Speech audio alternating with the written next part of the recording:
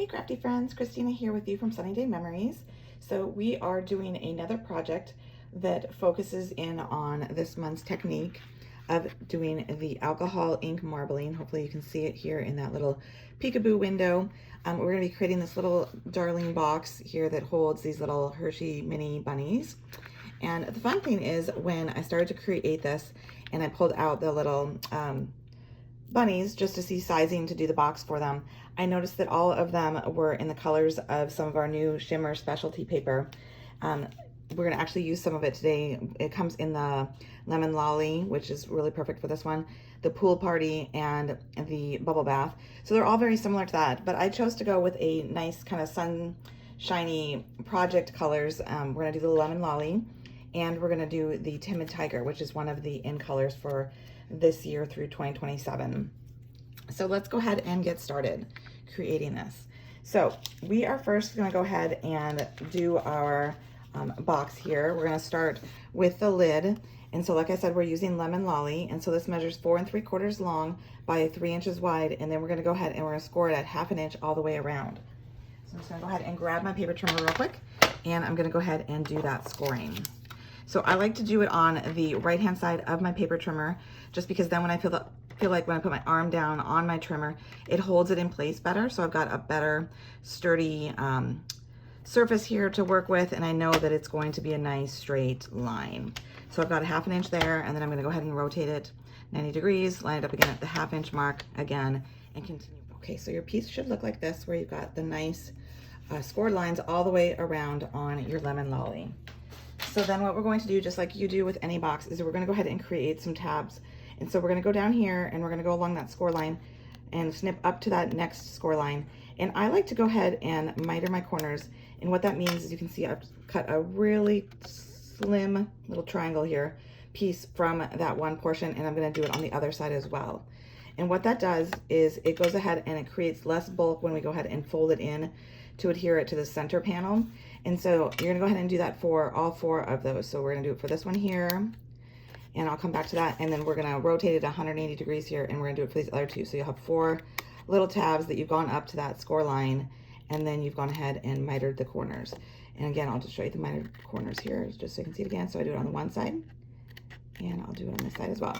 And it doesn't matter, there's no like an exact size. It can be a lot from it, it can be a little from it. It's just enough, like I said, so that when we go ahead and fold it in, that there's no bulk there. Okay, we're gonna go ahead and repeat that same process with the base of the box here. So using Timid Tiger, we're gonna be doing almost the exact same measurement as the Lemon Lolly. We're just going a slight little bit less. So it's 4 11/16 by 2 15/16. And I know that sounds crazy, right? Because we don't normally work with the 16ths. And so what that is it's just the little line right below the 4 3/4 and right below the 3 inch that we had just done with a Lemon Lolly. And so then we're gonna do the exact same thing with the 1/2 inch all the way around. So real quick, just to kind of show you, give you a visual so that you can see this on your paper trimmer, just so that it doesn't seem, you know, outlandish to be asking you to do these 16th inch markings. It just allows for the box to go ahead and fit within itself and not buckle up. Okay, so like I said, the Lemon Lolly was at 4 3/4, which you can see is this little, hopefully it focuses in if I give it a minute, is that little line there. But I am actually like one small little hair beneath that. So if I open this up, you can see that the end of my paper here is in the trimmer, and it's at that little tick mark right beneath the 4 3/4. So that's exactly what you're doing, is you're going right below 4 3/4 and right below 3 inches. But like I said, we're still gonna do that scoring around at the 1/2 inch mark. So go all 4 sides at 1/2 inch. Okay, so then I did the exact same thing that I had done with a Lemon Lolly, where I just went ahead and I mitered those corners, just taking small little triangle slivers out to create those nice slim tabs. And so before we go ahead and glue it together, you'll notice that I've got some nice paper on the inside here, just to kind of make it look a little bit more complete, a little bit more professional. So we are gonna go ahead and take a piece that is 3 1/2 inches long by 1 3/4 tall. And this is the 2025 to 2027 in color designer series paper in the Timid Tiger. And I'm just gonna go ahead and glue this right into the center of the box base. And that's gonna leave a nice little border of that Timid Tiger all the way around. Then I've gone ahead and I put a little strip of tear and tape on each of those tabs. I've removed the backing of 3 of them, so I'm going to go ahead and remove the backing of this 4th one. You want to ensure that if there's any extra of that tear and tape over the edge, that you go ahead and make sure it's just on that tab, so that way it's not poking out and having anything else stick to it. And then what you're going to do is you're going to want to go ahead and line up the edge of that tab with the score line, that edge there, so that you get a nice hold. And you're going to go around and do that on all 4 of the corners. So those little tabs are going to the inside of the box. And see, you can see now it's nice and smooth. There's no bulk because we created those nice mitered edges for each of those tabs. So now we have the base of the box. All right, so normally we would go ahead, just like we did with this one, and go ahead and glue those tabs to the inside to create the top portion of the box. But because we want to add some paper here on the outside, see how it has that pretty pastel shimmer on the top, and then I've also put some paper on the inside, and we have that peekaboo theme. We need to do those elements before we go ahead and glue it together. So we're gonna start by taking the papers that we're gonna add to it. So again, we're doing the 16th inch on the inside here. So this is gonna be glued to the inside just like I glued to the inside here. So it's 3 11/16 by 1 15/16. Again, this is that in color designer series paper. It's in the Darling Duckling, and I'm just gonna go ahead and glue it on there. I'm not gonna glue it completely. I'm gonna take a tape runner and I'm just gonna put a little bit of glue here in the center, because the reason we're gonna glue this and the shimmer, and again, we're gonna do the shimmer just in the center as well, just so that we can go ahead and take the die cut and cut that out, and so it stays in place and doesn't shift. And then we'll go back and we will glue it completely into place. And then the measurement for this piece is 3 11/16 by 1 15/16. So just as I said, I don't have it completely glued down. It's just glued here in the center. Again, just in the center. So the reason for that is I'm going to go ahead and I'm going to use the smallest die here in the Beautifully Celebrated set. It's got this nice frame here. And I'm going to go ahead and I'm going to use some washi tape and stick this down. So then I'm just eyeballing it, centering it on here, so it creates that little peekaboo effect that we're going for. So we keep in mind we are running this through 3 layers, so it might help to just run it through a couple times on your machine just to make sure it gets a good cut through all 3 papers. So I've gone ahead and I've cut that out. So I've got my piece here that's going to go on the inside and my piece that's going to go on the outside. And these you can keep and use for another project. You've got 3 layers there. They're all slightly glued together with your tape runner, depending on how strong your tape runner is. So you can use that for another project or just toss it. And so now what we can do is we can go ahead and take this off and glue this completely to the front. We're not going to put the back one on just yet because we're going to go ahead and we're going to do the alcohol marbling technique next. Okay, so let's set this to the side. We're going to go ahead and do the alcohol marbling here.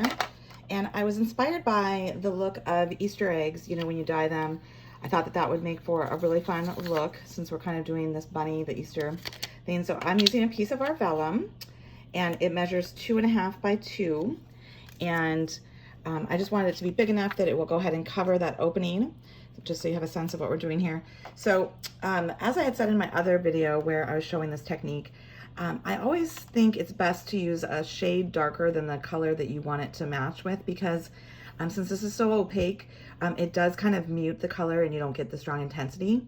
So because I am using the Lemon Lolly, which is a very soft kind of buttery yellow, I am using the Daffodil Delight markers, both the light and the dark. These are alcohol markers, and I'm bringing in that Timid Tiger, which we're using here.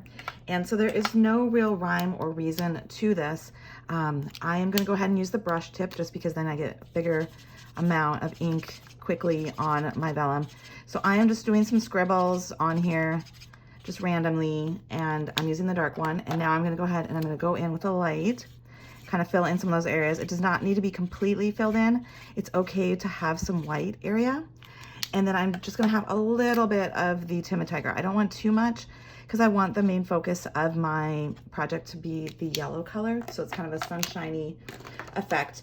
So now is when you'd want to have either a paintbrush and a little dish, or I found my hack for this was to use one of our water brushes already filled with some isopropyl alcohol or rubbing alcohol.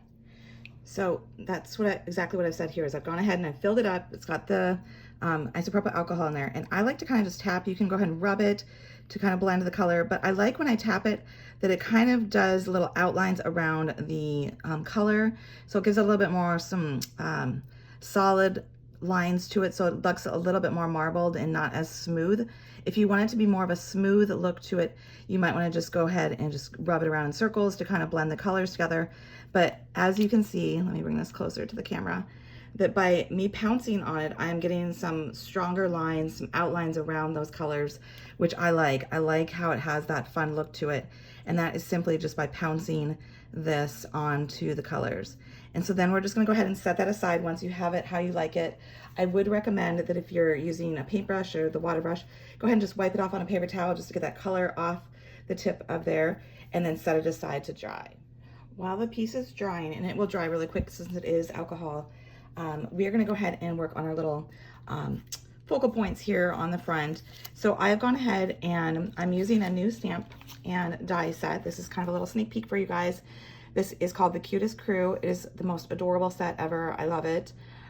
We're using these little birds here, and we're using the coordinating dies, and I should just show you, it might be easier to see the actual dies. It's kind of fun because you can actually die cut the individual birds in addition to cutting them out completely here. So that's what we're doing here, is I'm gonna cut out a bundle of the birds, and then we're gonna do little color overlays. So you could color them all with markers, but we're gonna do kind of a little bit of a blend of coloring and the die cutting. And so I have one that's in the bubble bath and one that's in the pool party.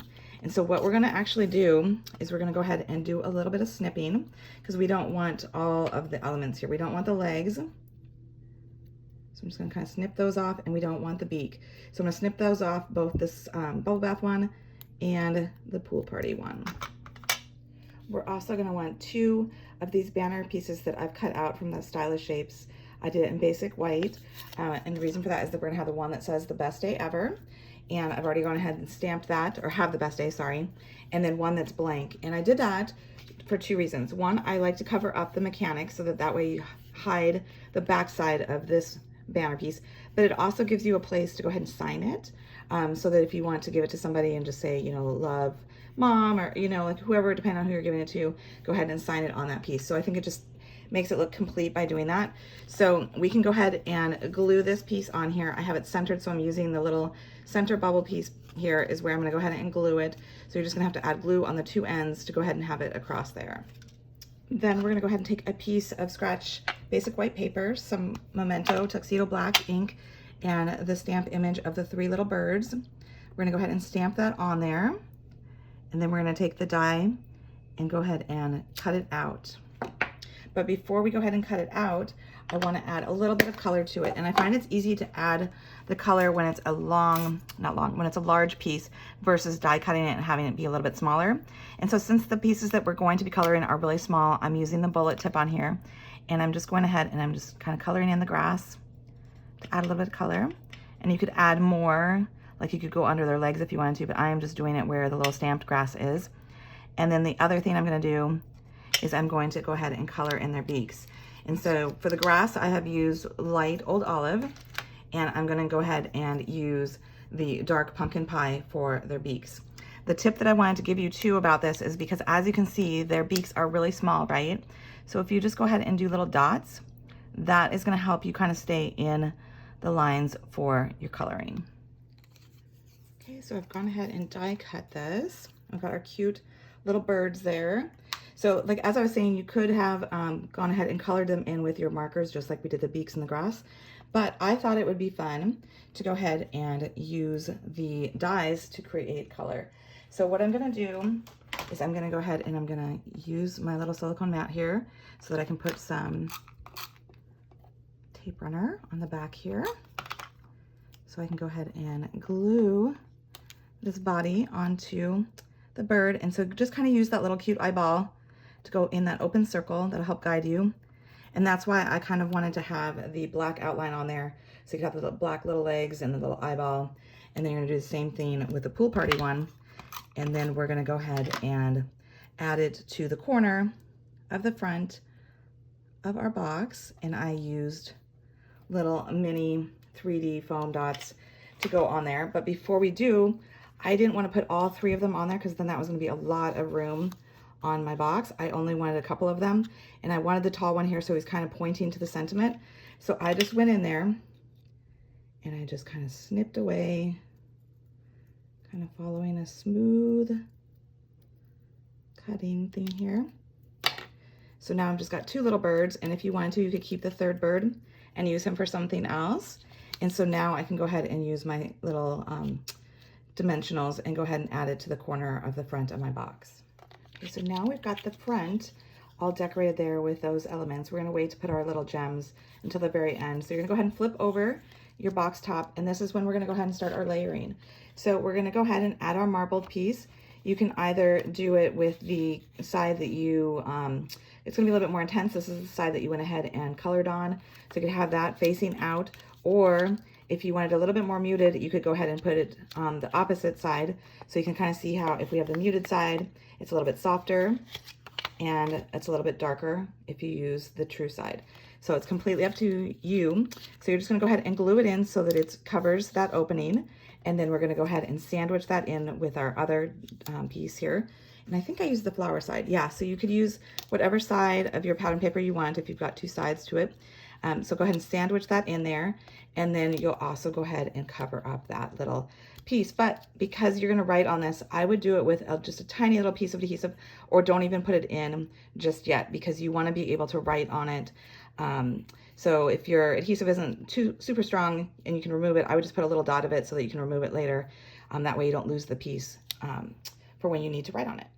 Okay, so we're almost done. So just like we did with the bottom box, we're gonna go ahead and put some tear and tape on each of those tabs. I've removed 3 of them, but before we go ahead and put it together, I wanted to point out, this is an optional thing. I did a little semicircle on the 2 sides. It kind of creates the ability to kind of be like a little grip thing where you can go ahead and open the box. And it kind of just helps the recipient out a little bit. It also just gives a little touch of that color underneath, which is nice. So you could use any circle punch that you have. I'm using a 1-inch one. And so I'm just kind of eyeballing it, just kind of going in a little bit. So I'm eyeballing it center and the middle panel here, going in and punching. And then I'm gonna go on the other side and try to eyeball so that it's in a similar spot. But here's a tip, you guys. Like, even if it's not in the right spot, the recipient is not gonna be able to see both of these at the same time when they're looking at the box, right? So don't worry too much about having it be precise. So then I'm gonna go ahead and remove that last little tab. And remember, when you're doing this, that you don't want any extra tear and tape over the edge. You wanna make sure that you fold it onto that tab so that way you don't have any extra stickiness sticking to something you don't want it sticking to. And then we're just gonna go ahead and, just like we did with the bottom portion of the box, we're gonna go ahead and have it, the seam or the edge of that score be flush with the edge of that center panel so that you get nice corners here. You're gonna do that all the way around on all 4 pieces. And then you have the top of your box almost complete. Looking so cute. We're gonna go ahead and you can put your little candies in it. You got your 3 little mini bunnies or whatever chocolates you want to put in there. Or you can put a little necklace, little earrings. You're gonna go ahead and close the box. And if I can get it to close here. Then we're gonna go ahead and take our antique pearls. These are so pretty. I did 2 of them in the upper corner. I'm gonna use a large one, just like that, whoops, and the medium size one.